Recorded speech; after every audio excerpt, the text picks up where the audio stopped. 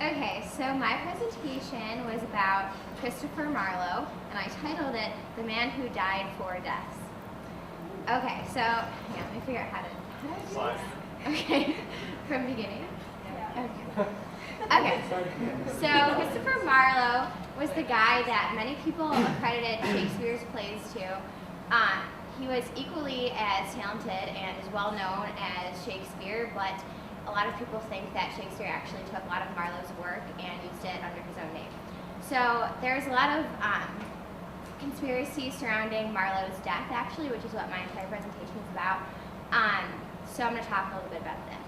Okay, so Christopher Marlowe was born on February 6, 1564 in Canterbury, and he graduated with a Master of Arts degree, and he was also a member of the famous University Wits with a lot of other highly regarded writers at the time. He wrote for the Lord Admiral's company, and he worked a lot with them in their making plays. And okay, so basically Marlowe was an atheist, and this was something that was highly looked down upon at the time.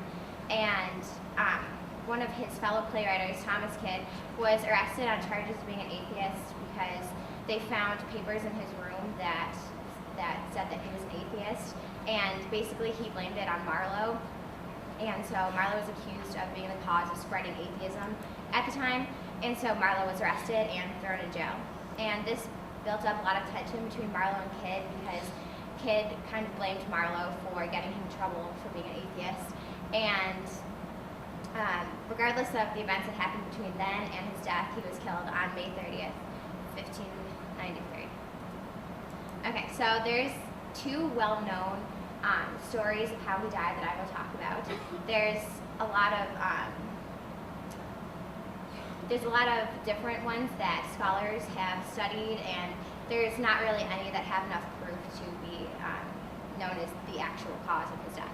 So the first murder story that I'm going to talk about is Ingram Fraser, whose name is kind of surrounding the entire conspiracy. He was known to have led Marlowe to Eleanor Bull's Inn, and apparently they spent the entire day together, and they ended up at the bar at night, and he took him into a private room, and there was a struggle that happened, and Fraser said that he killed Marlowe out of self-defense, which could not be true because of a few things that I will talk about. Okay, and so his motive for getting rid of him was so that he could save him, that Kidd could save himself, and he was working through Fraser, who he apparently hired. The problems with this being a true story is that medical attention was not called to the scene at all after the murder happened, which is really sketchy because why wouldn't you call like an ambulance or something? And also Fraser had minimal stab wounds, which would imply that he did not kill Marlowe out of self-defense, because if Marlowe was really attacking him that badly, he would probably have really severe stab wounds, and this is not the case at all. Also, the only two men that were witnesses to this were friends of Fraser, which mean that they could have said anything to protect their friend, and they obviously weren't going to turn him in if they were on his side. So there's some issues. And also there's a lot of problems with the coroner's report. He did not attempt to get any testimonies from customers or the owner of the inn at all, so he didn't really try to investigate the crime that much,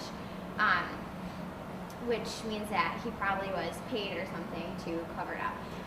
Also, he didn't try to find the blood alcohol level of Marlowe, which I'm not really sure if that's possible at the time, but that's what I read, so I don't know, Duita. Okay.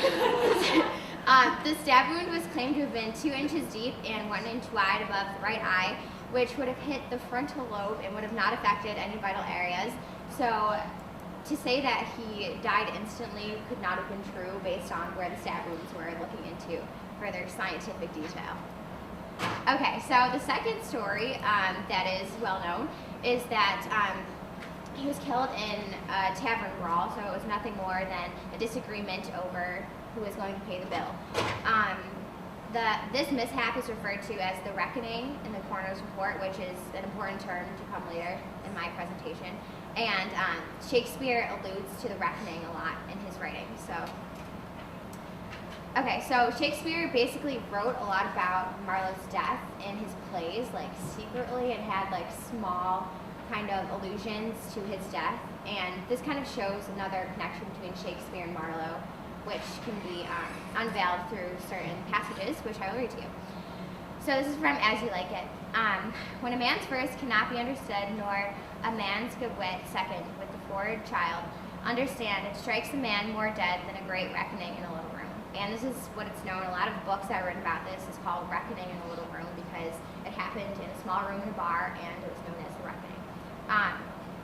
This was in response to one of Marlowe's plays, actually, from the Jew of Malta, Infinite Riches in a Little Room. So this is kind of a theme that keeps occurring.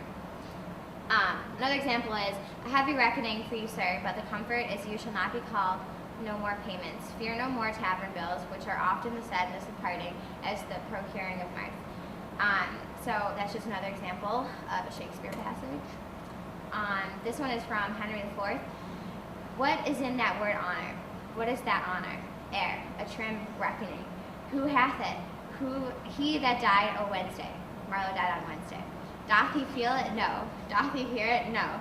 'Tis insensible then, yea, to the dead. So there's a bunch of allusions in that book. Yep. Okay, so the relationship between Shakespeare and Marlowe, they were known as literary doppelgangers, which basically means that they were alike in like a lot of different ways. Like they were born in the same hometown, they had similar schooling, they wrote a lot of plays that had like similar themes in it. So it was kind of odd how similar they were in a lot of different ways.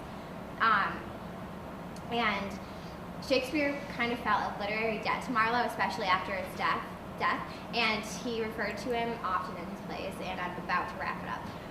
These specific references imply that Shakespeare knows more than others do about Marlowe's death, so they kind of think that Shakespeare knows more than he is telling. Two other theories real quick, I'm not going to talk about them, but there's a theory that he faked his own death, actually, and also that Queen Elizabeth was cracking down on disobedient and atheist subjects, and Marlowe, she had Marlowe killed. That's all.